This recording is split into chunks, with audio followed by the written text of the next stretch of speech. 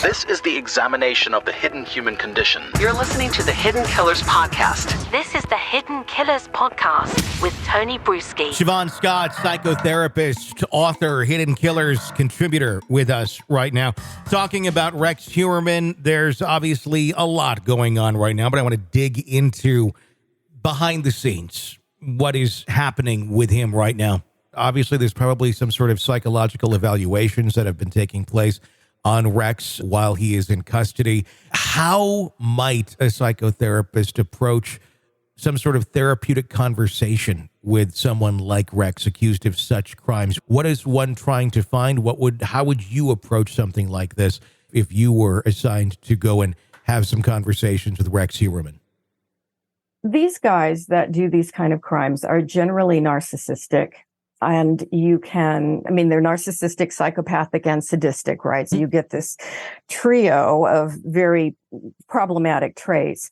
They like to talk about themselves, and they like to boast, and they like to brag. And if you can get them talking, usually by asking questions, appealing to their narcissism a bit, they trip themselves up. And so that would be my approach in this kind of a forensic interview is I just want to get the guy talking at first. And of course, you don't tip your hand about red flags that he may be disclosing, but you take careful notes and you listen and you ask lots of questions. And then there would be, of course, formal psychological testing, the MPI and other personality inventories. You'd be doing a psychopathy checklist and looking for other psychopathic behavior. But it's really interesting how often a person like this, when they feel like they're getting attention, often they disclose far more than is in their own best interest to disclose. Does their own narcissism end up hurting them? Like the same thing that drove them and enabled them to commit crimes like this for so long end up hanging them essentially because of their own desire for that recognition of what they were doing when talking with a therapist? Yeah, very often. It's very difficult for them in an extended interview. I mean, sometimes you'll have interviews, psychologists that go in to do these kind of things. We'll spend days with a person, days and days talking, and they trip themselves up. And so it is their narcissism is kind of their Achilles heel. Is there a strategy to get them to trip themselves up, or do they just naturally tend to do it?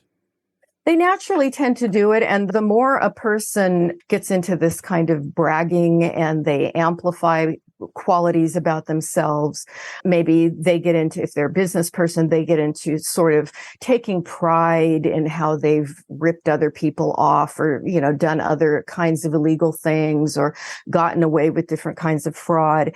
And it's almost as if, they don't realize that a normal person is looking at this as a negative. And so the more they talk, the longer you get them to talk, you also notice inconsistencies in their stories because they'll tell you one thing and then they tell you something else a couple hours later. And of course, the evaluator is taking notes the whole time and noticing the inconsistencies, but they forget what they've said. They're storytellers and they're always spinning a tale. When they take those series of tests that you had mentioned, how often is it that they pass these things by and don't look psychotic and don't look like there's something very wrong with them, where they're able to manipulate even the testing system just as they were able to be master manipulators with other people in the real world? It depends on what tests are being used and, of course, the skill of the person administering the tests. Usually there are lie scales incorporated into the evaluation process so that, and again, I won't give away too much about Sure, it, but it usually is picked up when they're lying or, trying to create a favorable impression of themselves. Sure. The evaluator can usually read that. Interesting. A lot of times people talk about the media coverage of events like this and sometimes inspiring others to commit crimes of a similar nature. With something like this, did media truly play a role with someone like this? Rex, was he gonna just do this sort of thing regardless of media? He doesn't seem like the type that necessarily saw this on the evening news of someone else and said, hey, I'm going to go start doing that. Yeah, I don't think we can say there's any kind of that direct cause and effect with media coverage. I think it's more seen in like the mass shooters, people who have maybe a political agenda or an agenda against women or something like that. The guys that go out with the AR-15 and try to blow away as many people as they can. They can be inspired by media coverage and then they try to outdo each other. But I don't think that's the same thing for the serial killer, because this kind of pathology develops so early in life.